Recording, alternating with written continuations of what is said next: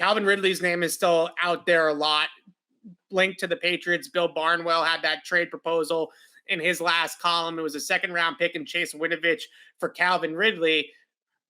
Yeah.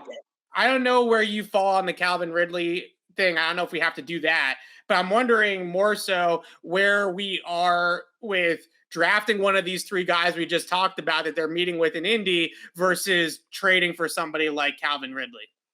I mean, assuming Ridley checks out mentally, and I'm not good. I don't know what he's going through. Everybody has their own stuff. Like, I don't want to make any assumptions about that, but it's just, you do need to figure it out if you're the Patriots, if that's the move you want to make. Yeah. Assuming it all clears, I'm all in on Ridley because I default, as much as I love the draft, I default to give me the guy who's proven he can do it, right? Yeah.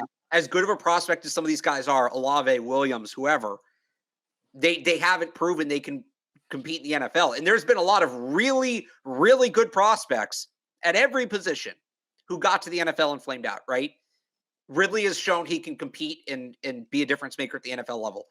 Outside of that, outside of him, I don't know. You know, the free agency class, to me, there's some guys you could take risks on. And there are guys maybe I would do like a 1-year short money prove it deal. I don't know that these guys would take those deals. I'm talking like the Eric Decker contract, right? The who are some of the other ones? Demaryius Thomas was one. Kenny Britt would be another. Like, if you want to give low money, right? In one, like if you want to give what's his name from Houston and Miami, Will Fuller. If you want to give Will Fuller the Kenny Britt deal, sure. I saw some people in the chat talking about Allen Robinson. I'm giving nothing guaranteed to Allen Robinson. I really don't want a ton to do with that guy. The fact that his production was as miserable as it was this year is a major red flag. That being said, if he'll come in for like 1 year, $7 million all bonus, and you just see what he has left in the tank, fine. I just don't know that there's that guy that I'm jumping outside of Ridley, if he clears mentally, that I'm jumping through hoops for to bring in. Yeah, I'm with you on that one. I mentioned the Mike Williams thing, I think, last show as a possibility, but it does sound like more and more the Chargers might actually franchise tag Mike Williams for the year. And even if he made the open market, I don't think they can afford him. Like, I'm talking about guys they can afford. Obviously, if they could afford Devontae Adams, I'd be all in on Devontae Adams. That's not happening. Yeah, I'm not big on Allen Robinson either. The injury history is troublesome. This is not just one major injury that he's had. He's had multiple major injuries in his career. I think Calvin Ridley is the perfect fit, not only because I think that he's a fantastic wide receiver. I do think he's a number one. I do think that he can be a number one in an offense. His last big year was 2020, not this past season, obviously, because he sat out, but in 2020 was the year he went over 1,000 yards. Julio Jones wasn't the same guy in that year, and he was hurt in and out of the lineup the entire year. Calvin Ridley was Atlanta's number one in 2020, right? He was their go-to guy. I think Calvin Ridley can definitely be that guy here in New England. The other element that I love about Calvin Ridley is he's cheap.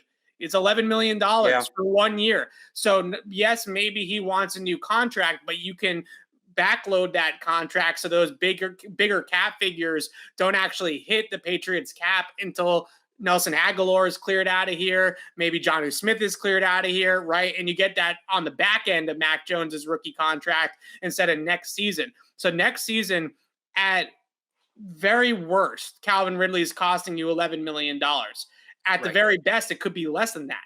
So I think that that's really something that I think that is another really good angle of this, and why I think the Patriots might be so interested in it is that they're getting a number one wide receiver, 1,000-yard guy at a discount, assuming that he is healthy mentally and all ready to go. That's a Brandon Cooks type of trade for the Patriots, right? So, yeah. And I saw somebody in the chat say Brandon Cooks. I'd always take Brandon Cooks back. I don't know if he's available or not. If he's available, I'd absolutely take him.